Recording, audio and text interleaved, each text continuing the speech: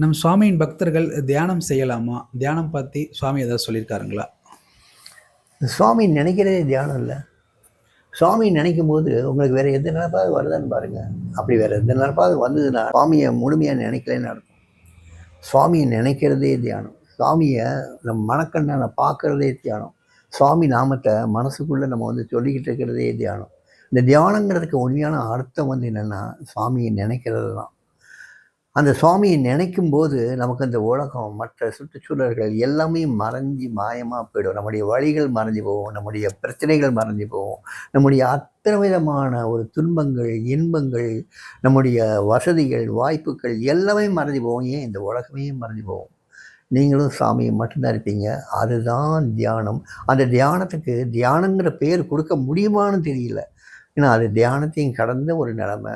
அது சுவாமியை நினைக்கும் போது அதை அனுபவித்தவங்களுக்கு தான் அது தெரியும். அதனால் தனிப்பட்ட ஒரு தியானம்னு ஒன்று கிடையாது. சுவாமி சொன்னாங்க, ஆசிரமம் கட்டும்போது இந்த ஆசிரமத்துக்குள்ளே வந்தாவே போதும், இந்த ஆசிரமத்துக்குள்ளே இந்த பிச்சைக்காரன் நினைச்சாவே போதும், அதே தியானமாகும். அதனால் தியானக்கூடன்னு தனியாக ஒன்று கட்ட வேண்டிய அவசியமே இல்லைன்னார். ஆனால் அப்படி இல்லை. இப்போ ஒரு தியானம் கூட இருக்குது. ஆனால் சாமி சொன்னது இதுதான். ஸோ சாமி நினைக்கிறதே ஒரு தியானம்தான். சாமியை பற்றி பேசுகிறதே ஒரு தியானம்தான். தியானம்னா கண்ணை மூடி மௌனமாக இருக்கிறது தியானம் இல்லை.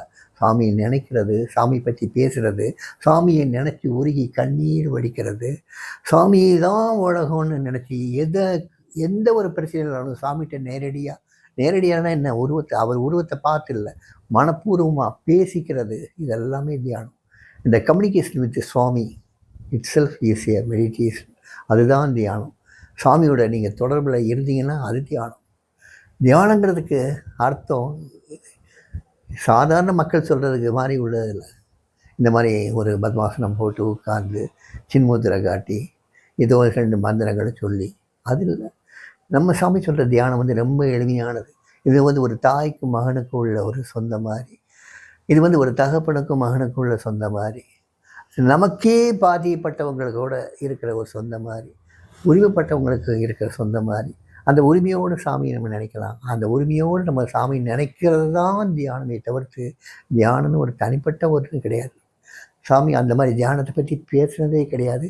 அந்த மாதிரி தியானத்தை என்கரேஜ் பண்ணதும் கிடையாது.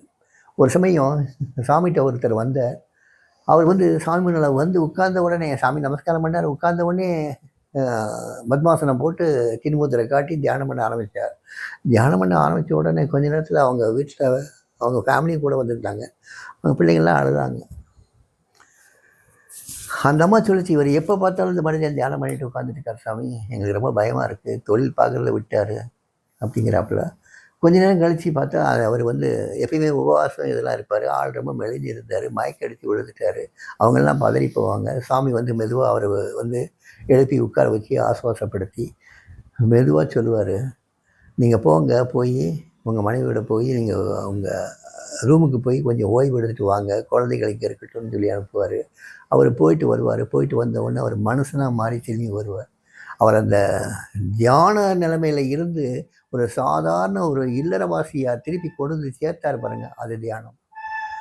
அந்த தியானத்தை சாமி ஊக்குவிச்சார். ஸோ மனுஷனை வாழ்கிற தியானமாக கருதணும். அந்த அளவுக்கு சாமியை நினச்சி வாழணுங்கிறது தான் சாமி சொன்னதை தவிர்த்து இந்த தியானத்துக்கு தனிப்பட்ட ஒரு அர்த்தத்தை கற்பித்து அந்த மாதிரி ஒரு வழிமுறைகளை சொல்லி அதுபடி நடக்கணும்னு சாமி ஒரு நாளும் சொன்னது கிடையாது.